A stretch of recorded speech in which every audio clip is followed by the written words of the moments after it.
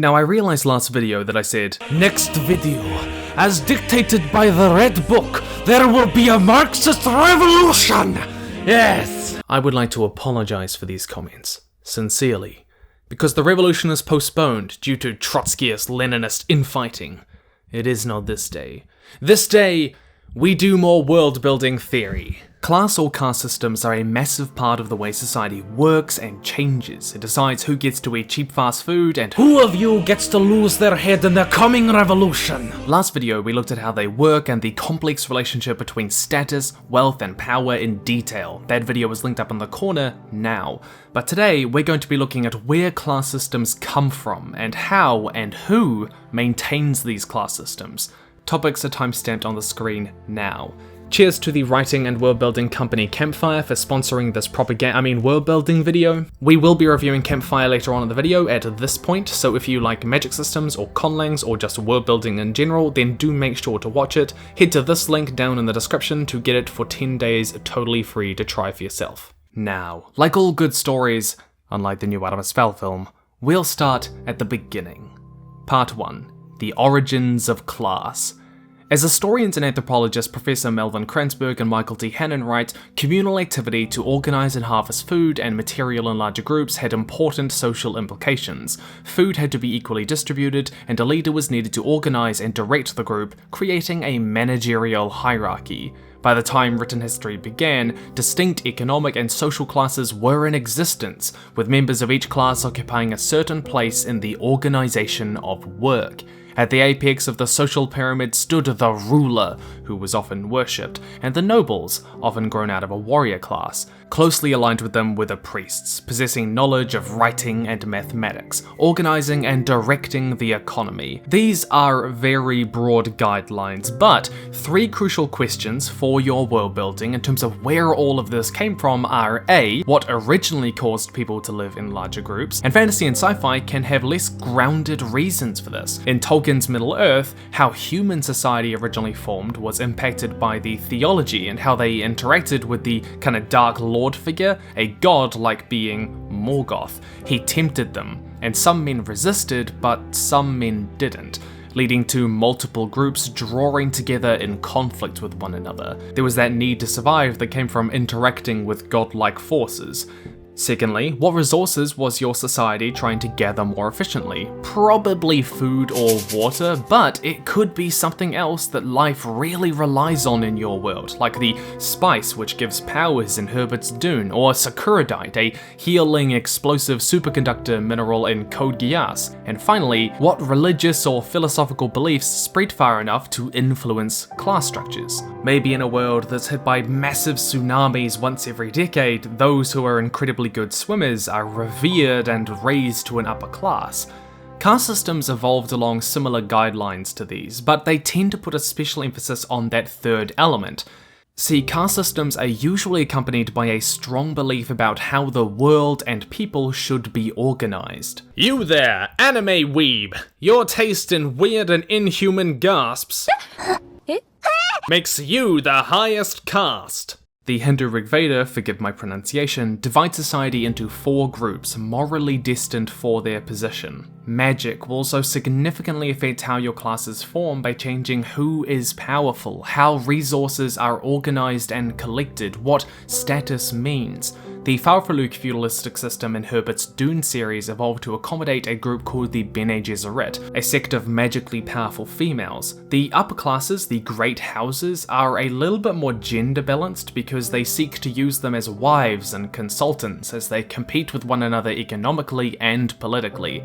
This is also why the Emperor almost always has a Bene Gesserit wife. Class systems necessarily have to accommodate powerful groups, either by oppressing, controlling, or letting them lead. But an important factor is that class systems seem to be often connected to historic conflicts between groups, different ethnic groups, different tribal groups, different professions, different religions. The Indian caste system can theoretically be traced back to divisions and conflicts between Vedic tribes. The arrival of the Indo-Iranians also contributed to the caste formation as it played a role in those tribal conflicts, and the Indo-Iranians brought with them a particular principle of social ordering called Varna, which was based on the 4 hierarchical divisions of function in society. Skin color was an important indicator in determining an individual's caste. The winners of those Vedic tribal conflicts seemed to become part of the upper class over time. Here, we see that class divides were not just determined by the organization of labor and a philosophical belief, but by ethnic and religious conflicts, the winners and losers. Like the war between us and the weebs. Now, one kind of realism mistake that I see a lot of world builders make is that though they might show us how the class system originated, these norms never really change. I talked a little bit about this in my video on fictional histories. Imagine a 10,000-year-old conflict that defines everything in your world for all time. Yeah, no. See, that just doesn't happen. There aren't single events that determine all of history, all of how society is structured and how the class system works. Those beliefs and conflicts may have set the Indian caste system in motion originally, but it does not mean that it ever stayed divided along those exact lines, especially after thousands of years later. The fact is that even in traditional times, the caste system never existed as it theoretically was supposed to operate. My family belongs to the ancient Syrian Christian community in Kerala. The Syrian Christians were given a high status in the caste system, even though, strictly speaking, the caste system applies only to Hindus. The Indian caste system was also radically changed by the British colonization in 1881 as they reorganized society, even making it firmer in many ways for colonial purposes. They wanted to create a census of sorts and fully catalogue everyone, and this was a way that they did that. Just as class systems shape society, they too are shaped by that same social environment. Unless your caste system has only recently started, consider how the economic, social, religious, and political realities of the class or caste system have evolved since the start to accommodate sociological and demographic change. Keeping your class system the same after so long makes your society feel stagnant. Necessarily, how the classes are structured will be impacted by the type of government that you want. A plutocracy would put the wealthy at the top, like in Jenner Government by Max Berry, and a caste system is more likely to have a theocracy because of that philosophical backing, or at least a strong priest-like class. And while all of this may have been how class systems originated, it's important to remember that they're also often invented more artificially, like the Neo-Confucianist systems, where the government kind of just came up with a way that society should be organized.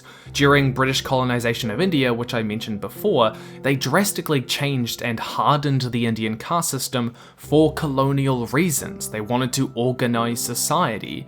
Oppressive governments will sometimes create a class system that aligns with their ideology. Jack London's The Iron Heel demonstrates how a fascist government creates and enforces a class system based on race that did not arise organically in any way. See, no system is truly organic. Nothing is truly arising as organically as I described at the start. Let's consider the most accurate representation of feudalism ever made. Age of Empires! I'm kidding, but in a sense, feudalism is about the organization of labor more efficiently. It's about people gathering together into larger groups for protection, and it's also got kind of a philosophical backing with things like the divine right of kings. So in a sense, you could say this is organic, but at the same time, there were a lot of practices and rituals and beliefs that really only came into existence to justify the system as it worked to help the nobles maintain power. They weren't really organically developed. And it's your job as the world builder to figure out what the balance is. What is the organic with natural divisions in society in your class system, and what is official, more forced and manufactured by those in power on others? Part 2. Maintaining a class structure.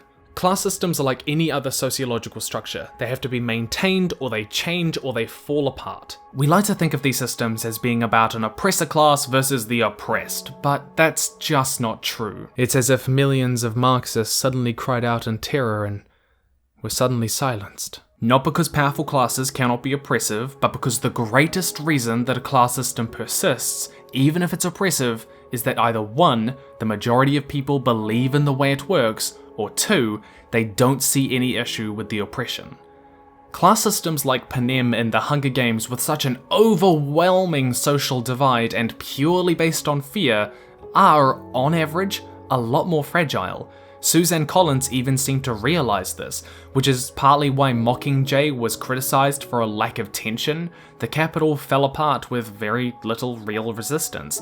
Societies like these with such an overwhelming social divide and purely based on fear can survive for a long time, such as the southern states of America or the slave empires like the Ottomans, but those typically have a large population who aren't slaves. Slaves were outnumbered 2 to 1 in the southern states. With this in mind, let's look at the legend of Korra. We can see the massive wealth, power, and status inequality in Ba Sing Se between the 3 rings. But some of the poorest have come to believe that the noble class like the Empress deserve the wealth, power, and status that they do not enjoy. There is a religious reverence to it, whether or not it's true, and that helps maintain it, because those with the power have every reason to encourage these beliefs with propaganda and rituals to reinforce this. Or maybe people wrongly believe that it works as a rigorous meritocracy. This is also why caste systems are usually so persistent. Caste systems bring with them a strong philosophical or moral belief about why people should be divided the way they are, in a way that normal class systems don't as much. Questioning the caste system becomes questioning society's morality around value and purity, even questioning God. If you can make an objective moral imperative for oppressing another group, it's much harder to question for both the oppressors and the oppressed. Secondly, perhaps a majority or a large group of people think that the way things work, well, it's okay. They're not the wealthiest or the most powerful or have the highest status, but things are fine. And those that do have all of them, well, they deserve it, right? Or those that don't, well, things will come right for them in time. So why force it? There is a really nice quote from Martin Luther King Jr. that captures this sentiment really well. I have almost reached the regrettable conclusion that our great stumbling block in the stride towards freedom is not the Ku Klux Klaner, but the white moderate, who is more devoted to order than to justice, who prefers a negative peace, which is the absence of tension, to a positive peace, which is the presence of justice. I think this is a pretty important question to ask when world building your class system. Does your society have a white moderate class who are largely apathetic? That quote is as relevant when we look at today's injustices that are contributors to inequalities such as police murders as it was then. Hey, that house over there is burning. Yeah, but my house isn't burning. I mean, it's still on fire. Shouldn't we, have a fire brigade or something? Have a fire brigade? Ha! That'd cost us all a lot of money. Yeah, but, that dude's house is on fire. I understand. Trust me, I hear you. But most people's houses aren't on fire. I don't see a fire anyway. The task for you as a world builder is to figure out the combination here between people believing in your system and people not caring about its problems, for you to find out how your system is maintained. But, no, let's not let the rich and powerful off too lightly. They have their dues as well. While they're not exactly huddled in secret societies going, "Greetings and welcome to the annual meeting of the rich, powerful, and shady. We are here to discuss how this year we shall preserve our wealth, power, and status in society. Any suggestions?" What about beating them with a stick? That worked last time. Yes, that's a good suggestion. Write that down. Beating them with sticks. Herondine, where are the cucumber sandwiches? Or at least that's what this letter from Dr. Illum M. Nati told me to say. Point being, though those with power, wealth, and status may not be conscious about it, they will, on average, act in ways that reinforce the system because it keeps them on the top. It's not really moral, but it's pretty natural to do that. Slave owners in Rome tightened restrictions on freeing slaves the more they became economically dependent on them for their way of life. Marriage across caste lines in India was outlawed by the highest caste after it saw the decline of the system's influence in daily society, weakening their position. It took a nearly 250-year struggle in the conflict of the orders from 500 to 287 BC for the lower class plebeians to finally gain similar rights to the upper class patricians of the Roman Republic, who fought it every step of the way. It might be easy to say that the warrior or the priestly class holds more wealth, power, and status because their skills are more specialized and valued by society, but those are also the classes that made it so that you couldn't become a knight or attend university without being a noble already. Yeah. But let's get down to specifics. Here are 10 common strategies that you might use in your society to maintain the class system. 1. Legal barriers to entering the upper class. 2. Difficult cultural barriers to cross, such as language and manners which those beneath them would not have, like in The Great Gatsby. 3. Cronyism, like in Terry Pratchett's Making Money, where the bank managers only give jobs to their friends and family. 4. Making less powerful individuals dependent on them for money, status, or wealth. We'll talk about this in a bit. 5. Meaningless concessions which placate the masses. 6. Violent force, the obvious one. 7. Ostracism, casting people out if they dare step out of line. 8.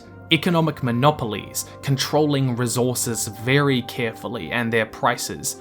9. Artificial scarcity of resources, especially those that those beneath them really rely on. And 10.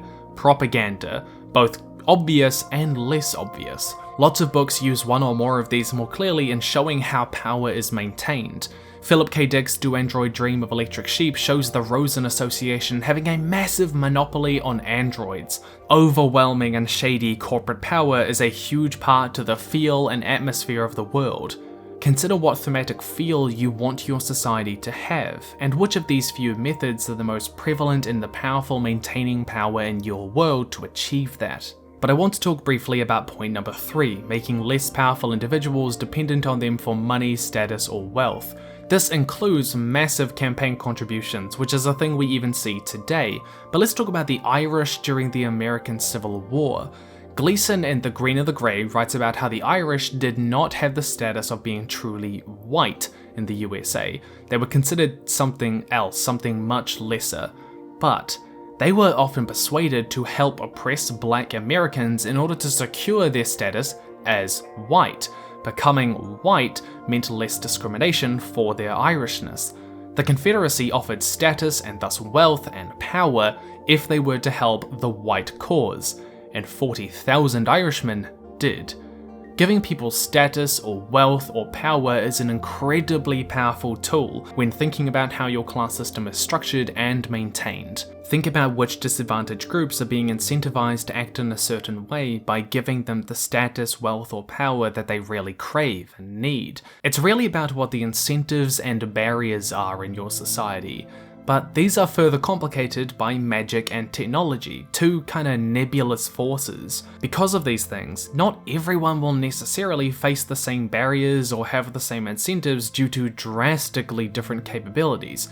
Superman doesn't really need to worry about earning money like your ordinary person for food. He gets it from the sun, lucky plant. We talked before in the last video about how this impacts social mobility, that is moving between up or down through classes. But it does mean that the rich and powerful need to have an answer to why magic and technology don't break the system when a significant group of people do not need to be dependent on them for power, or can violently oppose force, or they don't need to rely on resources that the rich and powerful control. In world building your sci-fi or fantasy world, how do the rich and powerful incentivize this unique group to act in the way they want, or what extra barriers do they create specifically for them? Fullmetal Alchemist gets around this by highly privileging those alchemists who serve the state, like Edward and Roy Mustang, with money, status, and power.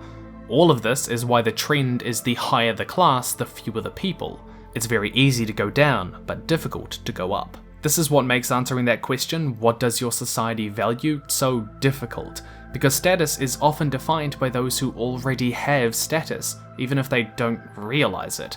It's why lower class Asiatic people learn English. It's the language of the wealthy class worldwide.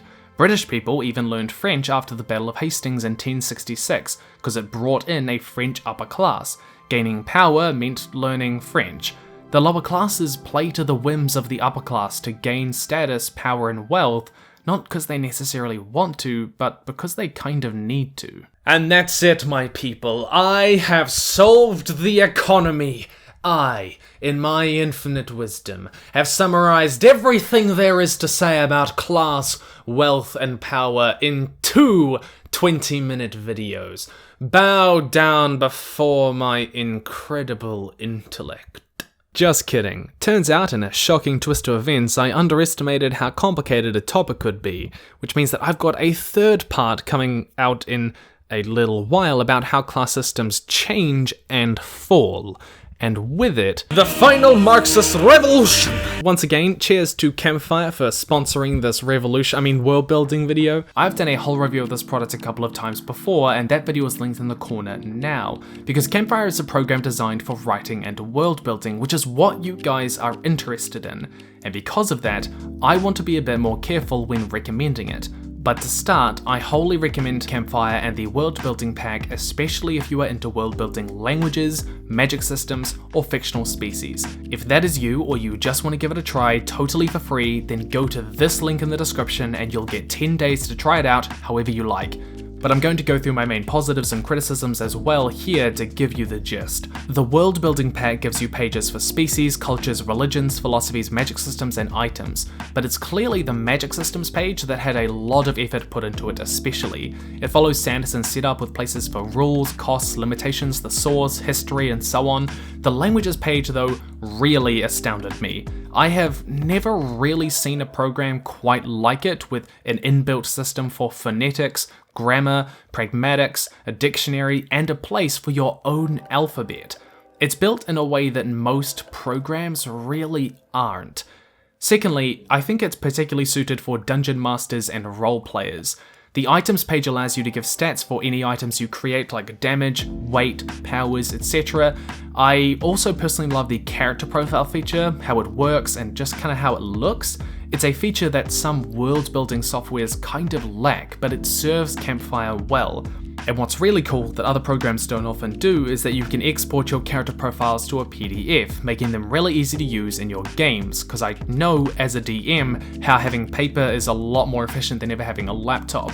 In general, everything is pretty easy to engage with and figure out. I do think that the encyclopedia could be better integrated with the map so that you click on locations to bring articles up, and I think that it could benefit from different types of smaller icons to denote different things like cities, mountains, castles, spaceships. So there's a couple of things that I think they really should work on there, and I've mentioned a few other things as well in my other review. But overall, I wholly recommend Campfire Pro, and especially the World Building Pack, to DMs, role players, and world builders. If you are wanting more detailed reviews, then do go check out that in the linked video. But now, with me as your glorious infallible dictator, let us summarize all we have learned and discussed today. Firstly, class systems arise initially as a result of living in larger groups, the organization of labor, conflict between groups, and philosophical beliefs spreading. Caste systems tend to put more emphasis on those philosophical beliefs. Magic, however, will significantly change the reasons behind all these things. Secondly, though a class system may begin with a certain geopolitical, sociological, religious, or philosophical setup, these things will change the longer the class or caste system persists. Keeping it the same makes your world feel stagnant. Thirdly, class structures are most securely maintained by a majority believing in the way it works or not seeing any issue with the oppression. Systems based purely on fear are more fragile. This is why caste systems are also more persistent. Fourthly, class systems are self-reinforcing systems largely regulated by those who already have wealth, status, and power, consciously and unconsciously, through legal and cultural barriers, cronyism, dependency, violence, ostracism, monopolies, artificial scarcity, propaganda, meaningless concessions, and more. And fifthly, it's fundamentally about where the incentives and barriers are in your society. Consider how magic and technology change or remove these incentives and the barriers for some groups, and ask how the rich and powerful therefore incentivize them to act the way they want. That is all from me. This video was fun to put together. I really love doing world building videos because I just get to look into cool things in history, in our world, and fiction. As always, come join me on Instagram, Twitter, that sort of stuff. I try to answer questions when people send them to me, as much as I sort of can. You know, it's a bit hard to do everything, but thank you if you do. You guys are awesome. Cheers to my patrons. You guys obviously make this content possible, especially all those who have joined in the last month. massive numbers. I'm astounded. Thank you so much. In the meantime, stay nerdy, and I will see you in the future.